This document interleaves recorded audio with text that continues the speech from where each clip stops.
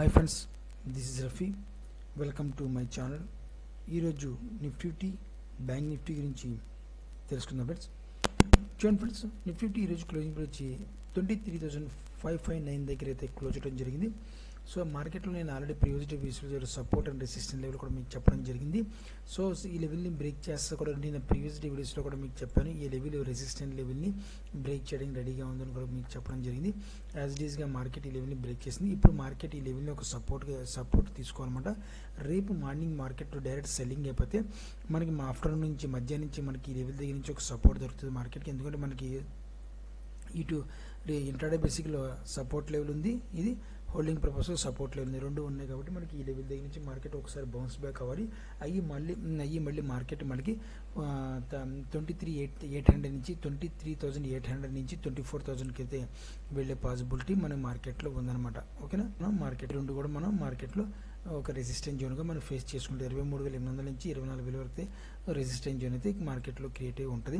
అది కూడా ఏంటంటే ఒక మార్నింగ్ సెల్లింగ్ జరిగిపోవాలి. జరిగిన తర్వాత మార్కెట్ ఆఫ్టర్నూన్ నుంచి ఒక యూ టర్న్ తీసుకుంటుంది మార్కెట్. తీసుకున్న తర్వాత మార్కెట్ ఒకే రోజులో రాకపోవచ్చు 2 days 3 daysలో మార్కెట్ మెల్లగా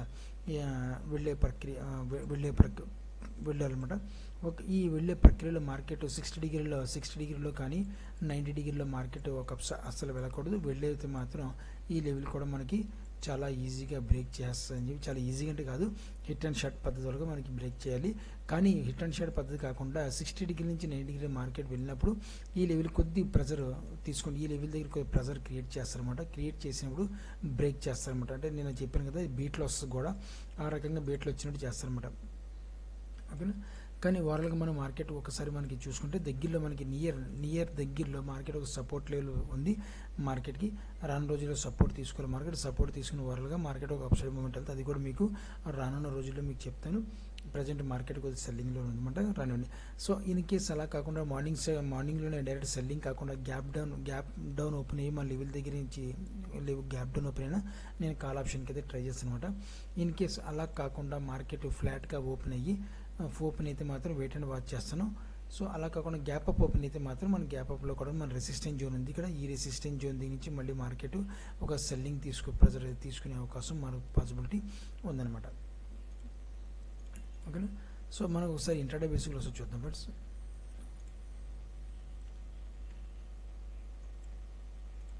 సో 30 minutes కన్వర్ట్ అవుతాను.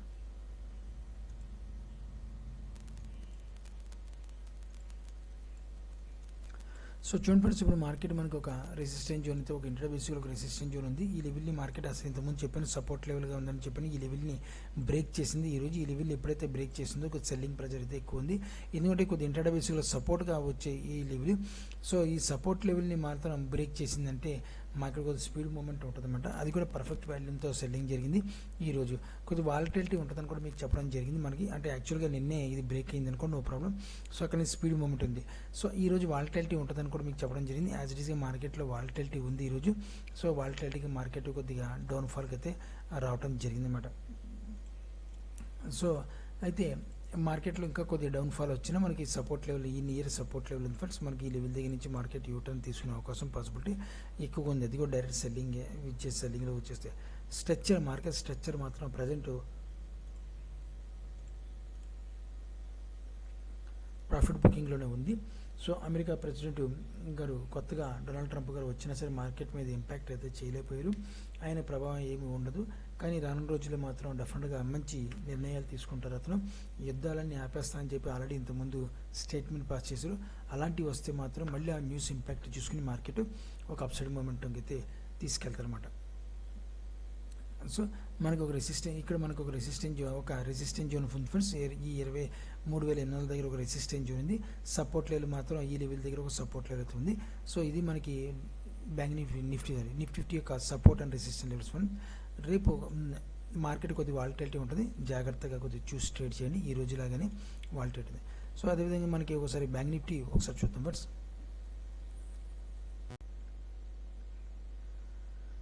బ్యాంక్ నిఫ్టీ చూడండి friends. Bank Nifty closing price వచ్చి 50,088 పాయింట్ల దగ్గర అయితే క్లోజ్ అవడం జరిగింది బ్యాంక్ నిఫ్టీ. సో బ్యాంక్ నిఫ్టీలో మనకి నిన్న ఒక సపోర్ట్ లెవెల్ చెప్పడం జరిగింది మీకు. ఇది అంత నా దృష్టిలో వర్కౌట్ అయ్యే సపోర్ట్ లెవెల్ కాదని కూడా మీకు ముందుగానే చెప్పడం జరిగింది. సో ఈ లెవెల్ దగ్గరికి మార్కెట్ వచ్చే పాసిబిలిటీ ఉంది. సో వాలటిలిటీగా రావాలి మార్కెట్, కానీ డైరెక్ట్గా వచ్చింది. అయినా సరే నో ప్రాబ్లం, మార్కెట్ త్వరలో మళ్ళీ బయింగ్ వైపుకి వెళ్ళే పాసిబిలిటీ ఉందని చెప్పి మనకి ముందుగానే మనకి వాల్యూ అయితే చెప్పడం జరుగుతుంది. మార్కెట్కి ఒక సపోర్ట్ లెవెల్ ఉంది, అది కూడా నియర్ దగ్గరలో ఉంది. ఆ లెవెల్ దగ్గర నుంచి మార్కెట్ ఒక అప్సైడ్ సపోర్ట్ తీసుకునే అవకాశం పాసిబిలిటీ ఉందన్నమాట. సో మనకి ఈ లెవెల్ దగ్గర నుంచి మార్కెట్ అంటే మధ్యాహ్నం ఆఫ్టర్నూన్ దగ్గర నుంచి సెల్లింగ్ ప్రెజర్ ఎక్కువ ఉంది. అది న్యూస్ ఇంపాక్ట్ వల్ల కావచ్చు.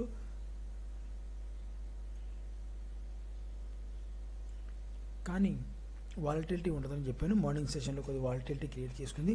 అక్కడ నుంచి ఆఫ్టర్నూన్ నుంచి మాత్రం స్ట్రెచ్చర్ కొద్దిగా న్యూస్ ఇంపాక్ట్ వల్ల అయింది. కానీ రేపు కూడా మార్కెట్ కొద్దిగా వాలటిలిటీ ఉండే అవకాశం ఉంది. బ్యాంక్ నిఫ్టీ కానీ నిఫ్టీ కానీ జాగ్రత్త కాషియస్గా ట్రేడ్ చేస్తారని ఆశిస్తున్నాను ఫ్రెండ్స్. అదేవిధంగా బ్యాంక్ నిఫ్టీ యొక్క ఇంటర్డే బేసిక్ ఒకసారి చార్ట్ చూద్దాం ఫ్రెండ్స్.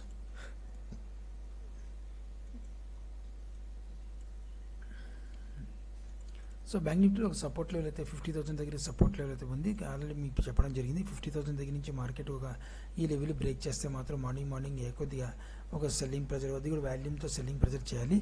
లేదంటే గ్యాప్ డౌన్ ఓపెన్ అయింది అయితే మాత్రం మార్కెట్ కొద్దిగా వెయిట్ని వాచ్ చేస్తాను. గ్యాప్ డౌన్ ఎంత గ్యాప్ డౌన్ ఓపెన్ అయిందంటే మన సపోర్ట్ లెవెల్ అయితే కిందకు ఉంది, అంత డౌన్ సైడ్కి మార్కెట్ ప్రజెంట్ అయితే అంత గ్యాప్ డౌన్ ఓపెన్ అయ్యే అవకాశం లేదని చెప్పి అనుకుంటున్నాం.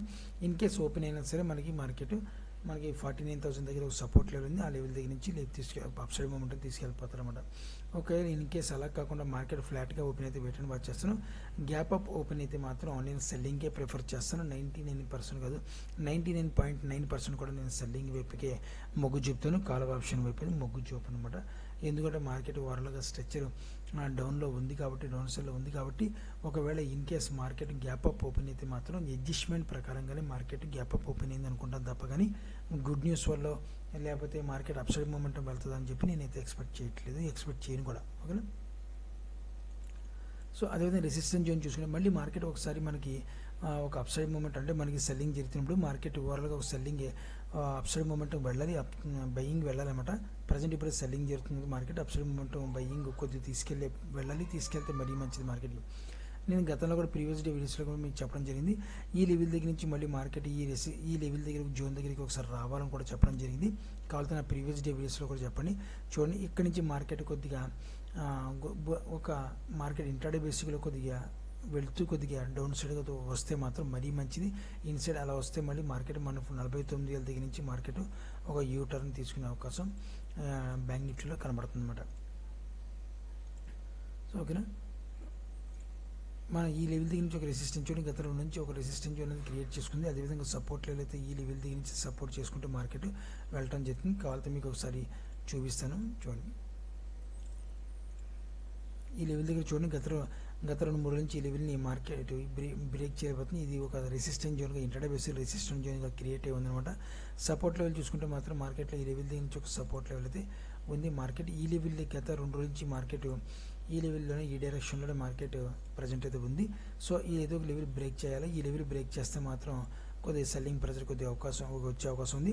ఈ level upside movement resistance zone break చేస్తే కొద్దిగా మార్కెట్ అడ్జస్ట్మెంట్ వెళ్ళాలి కాబట్టి మార్కెట్ వెళ్ళినట్టే వెళ్ళి మళ్ళీ కొద్దిగా సెల్లింగ్ ప్రెజర్ తీసుకొచ్చే పాసిబిలిటీ ఉందన్నమాట. ఓకేనా. సో ఇది బట్టి మనకి Nifty bank Nifty support and resistance levels ఈ రకంగా ఉన్నాయి. సో మీరు కూడా ఆప్షన్లో ట్రేడ్ చేసేవాళ్ళైతే జాగ్రత్తగా ట్రేడ్ చేసిన ఆశిస్తున్నాను. నా వీడియో వాచ్ చేసిన thank you friends. Thank you very much.